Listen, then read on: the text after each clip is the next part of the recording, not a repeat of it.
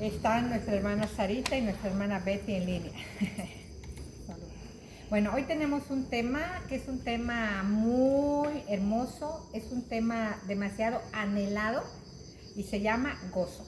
El tema que vamos a ver se llama gozo. ¿Y quiénes no anhelan el gozo? Creo que es un anhelo de todos queremos estar en gozo. Vamos a hacer un pequeño preámbulo antes de pasar al tema. La dicha y felicidad completa como queremos no existe. Escuchen, como queremos no existe. Porque por un lado estamos contentos, porque estamos sanos, porque tenemos trabajo, pero por otro estamos tristes porque está enfermo un familiar. Estamos tristes porque murió alguien, o estamos tristes porque hay alguien que está atrapado en algún vicio. Entonces, por un lado vamos a tener alegrías y por otro lado vamos a tener tristezas. Y esto es algo que tenemos que entender y aceptar con madurez. Así es la vida es agridulce, la vida es dulce y amarga, la vida es de altibajos. Hay buenas noticias y malas noticias, muchos nacen y otros mueren. Sin embargo, Dios nos ofrece el gozo del Señor, que es una alegría profunda, una alegría grande, una alegría alta, es una recompensa de Dios y es necesario que entendamos en qué consiste para que podamos nosotros anhelarlo y vivirlo. Pero sí, lo primero que estamos hablando, que no existe la felicidad completa como nosotros queremos, no existe. Y que debemos ser maduros para entenderlo. La misma palabra dice, no lo vamos a leer, en Efesios 4:30 dice, no entristezcan al Espíritu Santo de Dios. Porque nosotros podemos causarle profunda tristeza a Dios. Cuando nosotros estamos en pecado, a Dios le duele nuestro pecado. A Dios le duelen nuestros pleitos con la familia, con el marido. A Dios le duele la dureza del corazón humano. Entonces hay tristeza en el corazón de Dios. Claro que hay tristeza. También dice la palabra en Lucas 19:41 que Jesús lloró nuestro Señor por Jerusalén. Cuando llegó cerca de la ciudad, miró Jerusalén, la miró y lloró el Señor. Le causó un profundo sentimiento, y nosotros sabemos a través de la palabra que el pueblo de Jerusalén no entendió que Cristo venía a darles paz. Y también a Jesús le dolió que lo rechazaran, le dolió que no aceptaran su amor, le dolió. O sea que es normal que sintamos tristeza. En Génesis 6:6 es un texto demasiado conocido que dice que Dios se arrepintió en su corazón haber creado al hombre y le dolió en su corazón ver tanta maldad en el corazón humano. Le dolió a Dios ver el corazón. ¿Esto qué significa? Que es normal que tengamos este tipo de sentimientos, pero que esto, hermanos, es lo que Dios nos ofrece, el gozo, es diferente no tiene que ver con las circunstancias. Entonces, como nosotros queremos, no existe la felicidad completa. Pero ¿existe el gozo completo? ¿Qué dice Lluvia? Sí, el gozo completo sí. Y vamos a entenderlo. Dios nos habla de un gozo, el gozo bíblico, el gozo del Señor. ¿Qué es el gozo bíblico, el gozo del Señor?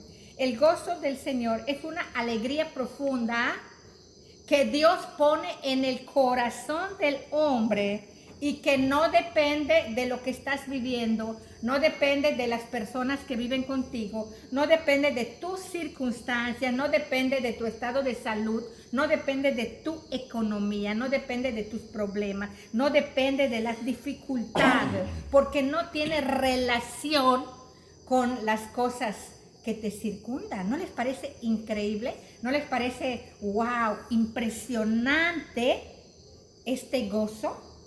Ahora bien, ¿de qué depende este gozo? Este gozo, esta alegría profunda, Dios la pone en el corazón. Y depende, hermanos. ¿Se acuerdan de la parábola de los talentos? Que Dios repartió a todos talentos y luego habló a los siervos y les dijo, siervo fiel puesto que multiplicaste tus talentos, en lo poco fuiste fiel, en lo mucho te pondré. Y vamos a leer esto, si vale la pena. Mateo 25, versículos del 21 al 23. Luis, ayúdanos por favor. Mateo 25, del 21 al 23.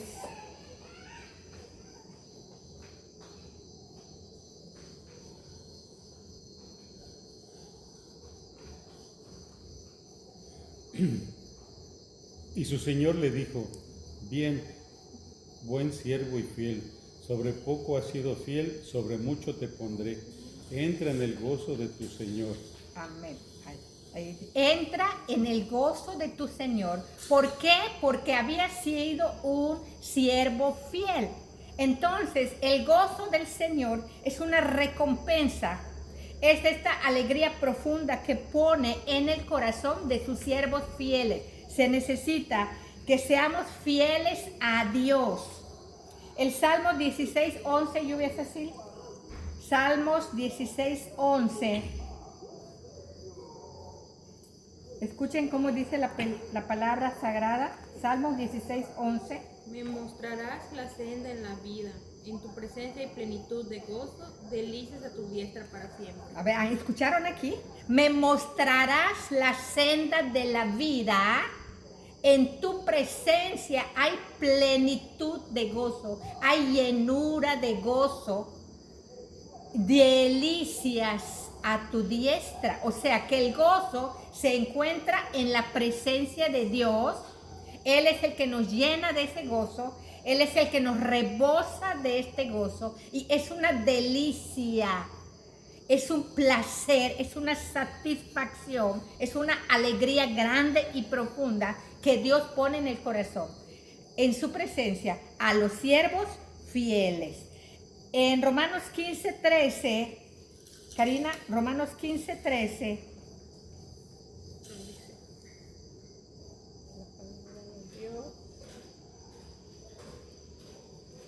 Y el Dios de esperanza os llene de todo gozo y paz en el creer, para que abundéis en esperanza por el poder del Espíritu Santo. Amén. Entonces, acá dice que el Dios, el que da el gozo, nos llene de todo gozo en el creer. O sea, que para que nosotros podamos ser llenos de este gozo, para que Dios lo ponga en nuestro corazón, debemos estar en su presencia continuamente. Debemos ser fieles a Él, debemos creer en Él. O sea, depende este gozo de tus circunstancias, no, de terceras personas, no. No depende de lo que digan, hagan o piensen las otras personas. No depende de lo que digan de ti, pero sí depende de tu fidelidad a Dios. Depende de tu credibilidad en Dios, de tu confianza, de tu convicción en Dios. Depende de la gratitud. ¿Por qué? Y sí depende también de lo que pienso, de lo que digo y de lo que hago. Está directamente relacionada esta llenura, porque Dios la pone de acuerdo a lo que pienso, digo y hago. O sea, es una alegría, no sé si entendemos, este es el gozo del Señor. Él lo va a poner no a todos, claro que no a todos, a los que buscan su presencia, a los que le son fieles, a los que le son agradecidos, a los que le obedecen, a los que honran a Dios. Él les va a poner este regocijo, este deleite, esta delicia, esta alegría profunda. No es lo mismo que felicidad. Entonces, el gozo le corresponde al Señor, es el gozo del Señor. Y también hemos leído en Romanos 14:17, el reino de Dios no es comida ni bebida, sino justicia, paz y gozo en el Espíritu Santo. Entonces, el gozo bíblico, apreciados hermanos, no es lo mismo que la felicidad, es mucho más que esto. Es ese sentimiento grato, ese sentimiento delicioso que Dios pone cuando hacemos lo correcto. Es la aprobación de Dios. Cuando Dios dice, este es mi Hijo amado y en Él me complazco. cuando hacemos las cosas como Dios quiere, cuando hacemos las cosas, Él nos llena de gozo.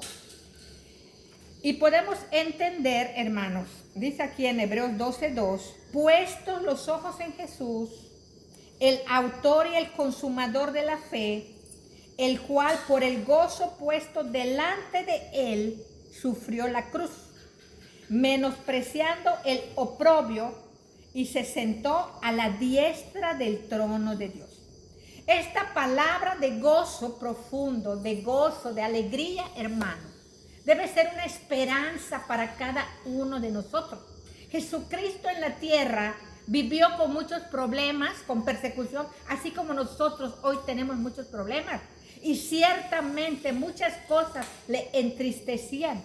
Todos sabemos que antes de que entregue su cuerpo en la cruz, oró en el Getsemaní.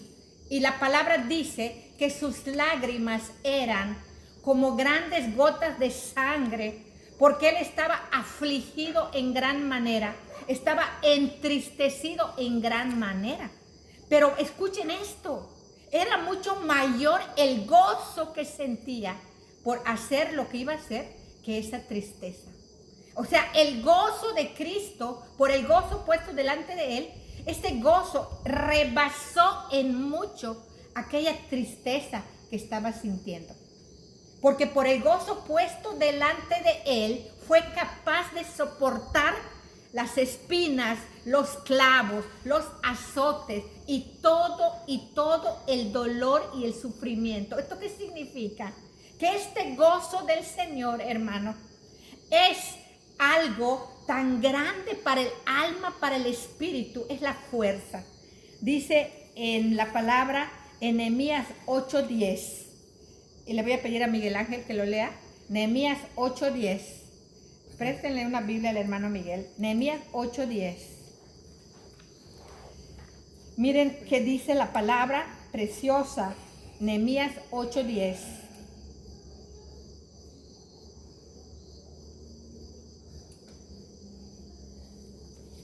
Adelante, hermano Miguel.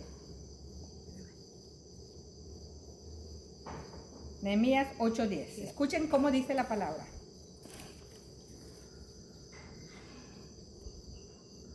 Luego les dijo, id, comed grosuras y bebed vino dulce, y enviad porciones a los que ¿Es no... Nehemías 8:10? Sí. Ah, entonces me equivoqué. Tal vez me equivoqué, perdón, hermano.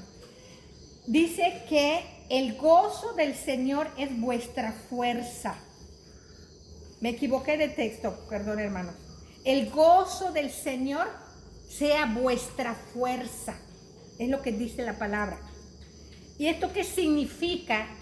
Que cuando nosotros tenemos ese gozo del Señor, este gozo es mucho más grande, mucho más alto, mucho más profundo que cualquier sufrimiento. Porque este gozo, dice la palabra, Jesús es el autor y el consumador de la fe. Y por el gozo puesto delante de él, sufrió la cruz. Fue capaz de soportar el dolor de la cruz. Fue capaz de soportar la vergüenza de la exhibición, porque fue exhibido como un delincuente, como un criminal fue exhibido. Y él, por ese gozo, por el gozo puesto delante de él, que fue más grande ese gozo que su propio sufrimiento, y por eso pudo soportar la cruz. ¿Y a qué se refiere este gozo? ¿Saben cuál es el gozo del Señor, hermano? A rescatarnos. ¿Cuál es el gozo del Señor? Vernos volver al Padre. Vernos arrepentirnos. ¿Acaso no hemos oído muchas veces que hay gozo en el cielo por un pecador que se arrepiente? ¿Hay gozo en el cielo por un pecador que se arrepiente? Y entonces Cristo, en Judas 1:24, ayúdanos, Lluvia Sacil, Judas 1:24. Judas 1:24. Dice la palabra.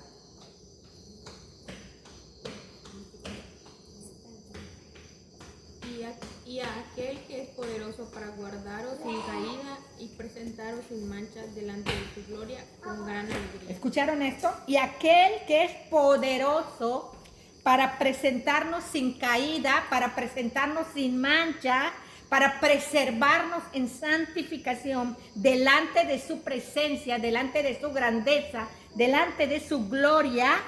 ¿Cómo nos va a presentar? Con gran alegría. Imagínense. Diga, papá, aquí está Miguel. Él es el resultado de la cruz. Papá, aquí está Huicho, aquí está Karina, aquí está Ángeles. Ellos creyeron en mi sacrificio. Aquí está, con gran alegría va a presentar. ¿Valió la pena? Sí, valió la pena. Valió la pena ese sacrificio. Valió la pena esa muerte. Valió la pena ese dolor. Valió la pena ese momento en la cruz. Porque va a haber mayor gozo. No sé si entendemos. Lo dice también el profeta Isaías. En Isaías 53:11, que dice que mirará el fruto de la aflicción de su alma y quedará satisfecho. Es la satisfacción de ver, valió la pena haber bajado la tierra, valió la pena haber nacido, valió la pena haber muerto, valió la pena haber estado, valió la pena haber entregado mi vida, porque aquí está la iglesia santa sin mancha, aquí está Luis, aquí está Lluvia, aquí están los que creyeron con gran alegría. Ese es el gozo del Señor. El gozo del Señor, rescatarnos, vernos volver al Padre, vernos arrepentidos, vernos humillados, obedecer, hermanos. A Dios le goza cuando nos reconciliamos con el Padre. A Dios le goza cuando un pecador confiesa su pecado y se arrepiente. Pero le duele, oíganlo, le duele cuando hay pleitos. Le duele cuando hay desunión familiar. Le duele la dureza del hombre que no quiere dejar el pecado. Y le duele. Entonces no sé si entendemos qué es el gozo. No se trata de que haya ausencia de problemas o ausencia de dificultades, sino que es esta alegría grande y profunda que Dios pone en el corazón y que es nuestra fuerza. Los que somos padres entendemos, y que trabajamos por nuestros hijos, y que nos desvelamos por nuestros hijos, y que luchamos por nuestros hijos, y no importa el cansancio, estoy cansado pero contento, y no importa lo que vivamos o lo que tengamos que padecer por nuestros hijos, por el gozo de ver a nuestros hijos bien, por el gozo de ver a nuestros hijos en una carrera, con un título profesional. No sé si entendemos esto. Por lo tanto, preciosos hermanos, el gozo bíblico, el gozo del Señor viene de Dios. Es esta recompensa, es esta aprobación cuando hacemos lo correcto. Él es la fuente de todo gozo. Y que este gozo sea nuestra fuerza. Y que este gozo no depende de las terceras personas, y sí depende de mi obediencia, de mi lealtad, de lo que yo digo, hago y pienso. Ahora bien, ahora es importante entender esto. Es importante que aprendamos del Señor Jesús, puestos los ojos en Él, porque si analizamos qué es lo que nos causa dolor o sufrimiento, nos vamos a dar cuenta que una de las cosas que más nos causa dolor es la obstinación o el deseo de querer controlar la vida de otro. Nos ponemos muy mal cuando no podemos hacer que nuestro hijo deje el alcohol, que no podemos hacer que nuestra hija deje la droga, o que no podemos hacer que nuestros hijos dejen el pecado, y nos ponemos mal porque queremos controlar y queremos manipular. Entonces sufrimos porque nos volvemos obstinados, queremos controlar la vida de los demás, de nuestra familia, y queremos manipular la vida. Pero aprendamos del Señor Jesús. La palabra de Dios dice que de Jehová es el mundo y su plenitud. Todas las almas son de Él. ¿Quién pagó por cada uno? ¿Quién dio su vida en la cruz? Jesucristo. ¿A quién le pertenecen las almas? A Jesucristo. ¿Y cómo es Jesucristo? ¿Controla, manipula, presiona, obliga, chantajea? Nos deja libres. Decide tú. Yo te doy la libertad. Nos saca de la esclavitud del pecado. Nos saca del lazo del diablo. Nos saca del pozo cenagoso y te dice: toma, Luis, Tú puedes servirle a quien quieras. No te obligo a que me sirvas a mí. Te dejo libre. Si el que quiera oír, que oiga. El que quiera seguirme, que me siga. El que quiera. Y esto se llama libertad verdadera. Y esto se llama respeto. Cristo ofreció su vida por cada uno de los pecadores. Él ya hizo todo. Ya hizo lo que tenía que hacer. Él se centró en su misión. Él se centró en su objetivo, que era rescatar a toda la humanidad, pero luego lo deja a nuestro criterio. Yo ya hice todo. Imagínense el gozo del Señor antes de expirar, cuando le dice al Padre: Padre, en tus manos encomiendo mi espíritu. En tus manos encomiendo mi espíritu. Y Él dice: consumado es, que quiere decir completado es, concluido es, terminó su obra. Ya lo hice, ya. Imagínense el gozo.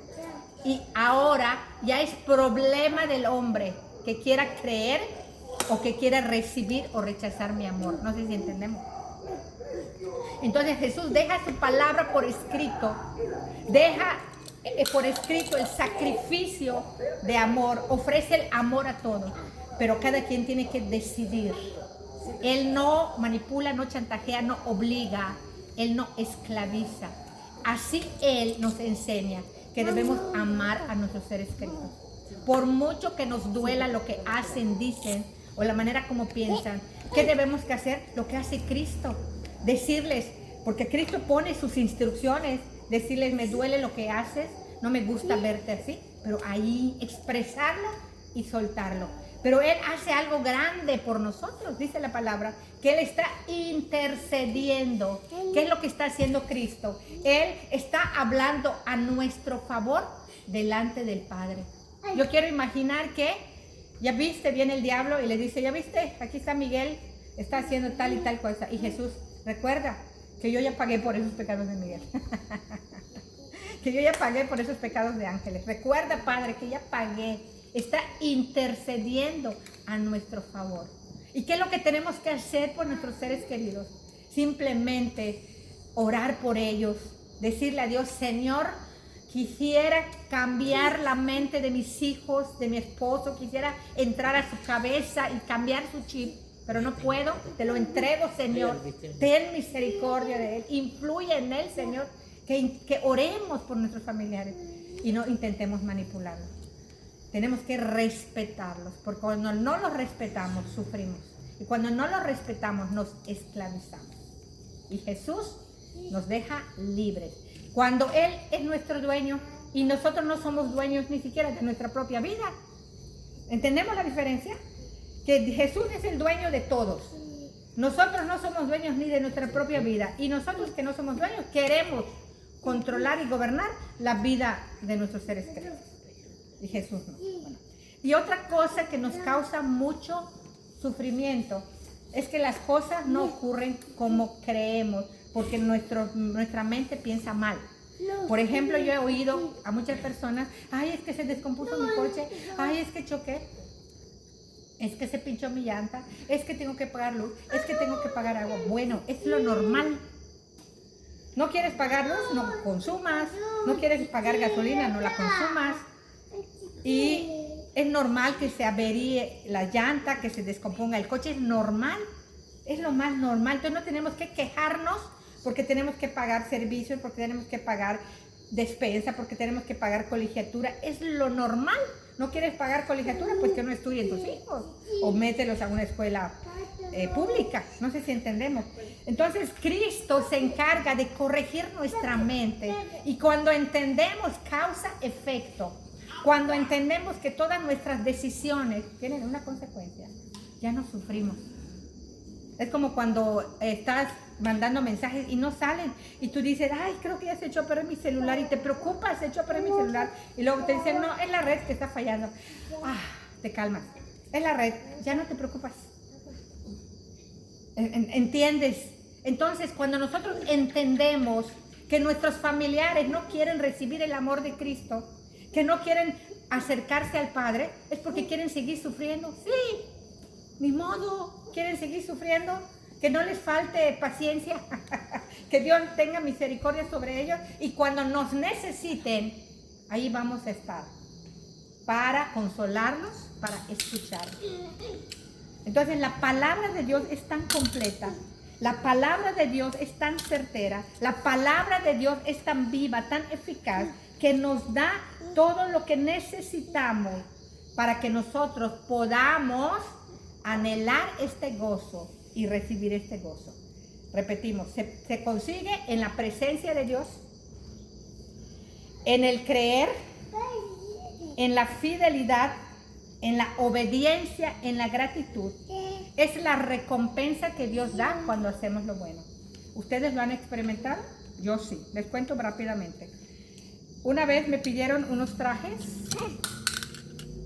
por una dependencia de gobierno y exigía que yo reporte, eran, haz de cuenta, 100 trajes, que yo tenía que reportar 150 en la factura, con muchas justificaciones. Ese día yo me puse a temblar. Cuando le dije a la persona que no aceptaba esa condición, después de que lo hice, me vino un gozo tan grande, un gozo impresionantemente bueno, grande, en mi corazón, que me puse a llorar, porque el gozo del Señor no siempre se manifiesta por medio de risas, sino que puede ser lágrimas, pero lágrimas de alegría, lágrimas de gozo, lágrimas, déjalo ahí, está bien. Entonces, hermanos, es necesario que nos concentremos en nuestro propósito, que vivamos nuestra vida, que dejemos vivir a nuestros seres queridos, que nosotros los amemos como son, que oremos por un cambio, pero que no los presionemos, porque entonces cuando hacemos lo que nos dice Dios, cuando hacemos lo que nos compete, cuando vivimos nuestra vida tomados de Dios, Él nos va a llenar de su gozo. El hecho de que Jesús haya llorado sobre Jerusalén, el hecho que Jesús se haya entristecido en Getsemaní, el hecho de que Jesús se entristezca por la dureza del corazón humano, no significa que no esté en el gozo del Señor, porque este gozo es algo muy profundo que nos lleva a actuar y a hacer las cosas por el gozo puesto delante de nosotros. ¿Qué significa? Que puede ser que ese dolor y ese sufrimiento que estamos viviendo puede ser grande, pero es mucho más el gozo que vamos a obtener si nosotros perseveramos, si nosotros permanecemos en la fidelidad y en la lealtad a Dios. ¿Por qué? Porque creemos en la recompensa, el gozo, y que el gozo del Señor sea nuestra fuerza. Dios nos ayude a vivir en esta esperanza que Jesús ya hizo lo que tenía que hacer y que nosotros podemos sentir también el gozo del Señor y que podemos nosotros estar en su presencia y podemos experimentar este gozo que Él nos ofrece, porque Él nos ofrece este gozo. Cuando nosotros entendemos el gozo del Señor, Hebreos 12:2, por el gozo puesto delante de Él. Y cuando leemos que el gozo de Él somos nosotros, pero arrepentidos, que con gran alegría quiere presentar a su iglesia. Solo nos queda concluir que Dios tiene gran amor hacia su creación. Solo podemos ver la gran bondad de Dios, la gran misericordia de Dios. Que este gozo de Cristo, de vernos reconciliados con el Padre, de vernos renovados, fue mucho más grande, fue mucho más profundo que su propio sufrimiento en la cruz del Calvario. Entonces, el hecho de que nosotros estemos aquí, el hecho de que estemos escuchando esta palabra y la estemos creyendo, Cristo, ¿qué estará diciendo? ¿Valió la pena haber muerto en la cruz? ¿Qué creen? Sí. Esta es la palabra. Rogamos a Dios que podamos experimentar el deleite, la delicia, la dicha, la recompensa, la alegría grande y profunda en nuestro corazón, hermanos. En nuestro corazón, para que sigamos perseverando en la palabra del Señor. El gozo del Señor quita toda culpa. Es la ausencia de la culpa, la ausencia del miedo. Es la gran satisfacción de que estamos haciendo lo correcto. Gloria a Dios por esta palabra. Y le voy a pedir a nuestro hermano Luis que ore dando gracias. Hermano Luis.